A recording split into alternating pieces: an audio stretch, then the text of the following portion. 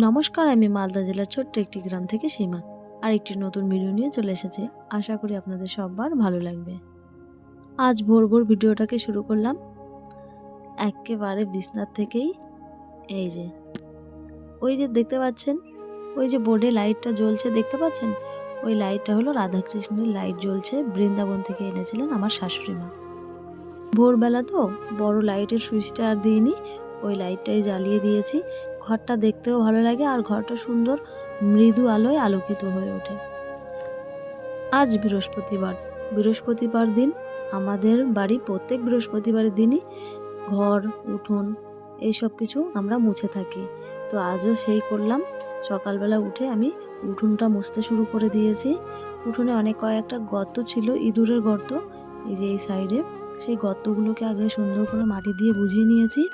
তারপরে গোবরগুলা দিয়ে আমি বড় ঝাঁটা দিয়ে গোবরগুলাটা যে ছড়িয়ে দিয়েছিলাম উঠানে, সেটাকেই আমি বড় ঝাঁটাটাকে দিয়ে টেনে দিচ্ছি। এখন তো শীতকাল, সেই জন্যই একটু বেলা করেই আমি উঠোনটাকে মুছতে শুরু করে দিয়েছি। কেননা খুব ভোরে আমি যদি উঠোনটাকে মুছতে শুরু করতাম তাহলে আমার এতক্ষণে বোধহয় ল্যাপা হয়ে যেত উঠোনটা, কিন্তু আমার এদিকে ঠান্ডা লেগে যেত। সেই জন্যই আমি ভাবলাম যে একটু বেলা হোক, তারপরে আমি উঠোনটাকে মুছতে শুরু করব। সেই জন্যই আমি একটু বেশি দেরি করে উঠোনটাকে মুছতে শুরু করেছি। এতে করে আমার একটু বেলা হয়ে গেছে, তাতেও কিছু করার নেই। এই যে উঠোনটা মোছা প্রায় আমার শেষের দিকে, আর একটু হলেই আমার উঠোনটা মোছা কমপ্লিট হয়ে যাবে। আগে কিন্তু আমরা উঠোন মুছতে গেলে কিংবা ঝাড় দিতে গেলে ছোটো ঝাঁটা করেই দিতাম। এখন এইভাবে বাঁশে করে বাঁধা হয়ে গেছে, এভাবে করেই অভ্যাস হয়ে গেছে।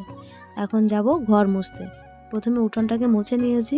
এই যে ঘর মোছাও প্রায় আমার শেষের দিকে, বড় ঘর মোছা শেষের দিকে। এখন যাব রান্নাঘর মুছতে।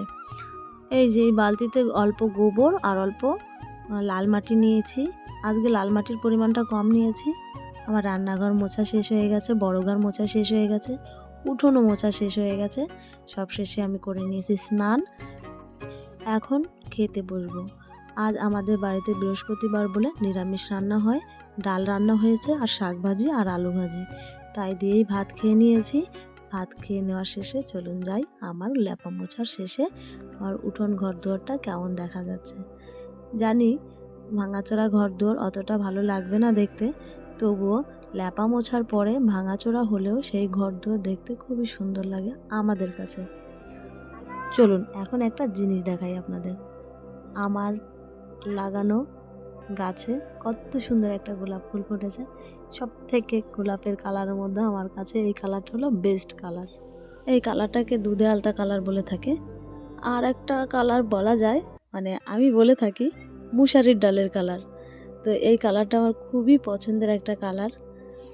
গতবার এই গোলাপ গাছটা আমি কিনে এনেছিলাম। তো গতবার একটাই গোলাপ ফুল ফুটেছিল, তো এবার দেখুন একটা ফুটেছে অনেকটা বড়, আর গেলবারের থেকেও বড়। এই শাকগুলো আমার মা পাঠিয়েছে কালকে। তো আমি খুবই শাক প্রিয়।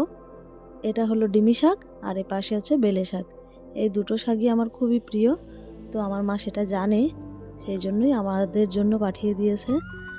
আমার বাবার বাড়ির খুব কাছাকাছি নদী, তো নদীর পাশেই এই সব শাকগুলো হয়ে থাকে বেশি করে। তো সেই জন্যই আমার মা এই শাকগুলো তুলে তুলে পাঠিয়েছে। তো এগুলো তো আর ওখানে কিনতে হয় না, প্রচুর পরিমাণে হয় নদীর সাইড দিয়ে। তো শুধু এই শাক নয়, আমার যে কোনো শাকই খুবই প্রিয়। তো সেই জন্যই আমার মা আমার পছন্দের জিনিসটাকে পাঠিয়ে দিয়েছে। তো আজ এইটুকুই। আমার ভিডিওটা যদি ভালো লেগে থাকে একটা লাইক করে দেবেন আর আমার পাশে থাকবেন।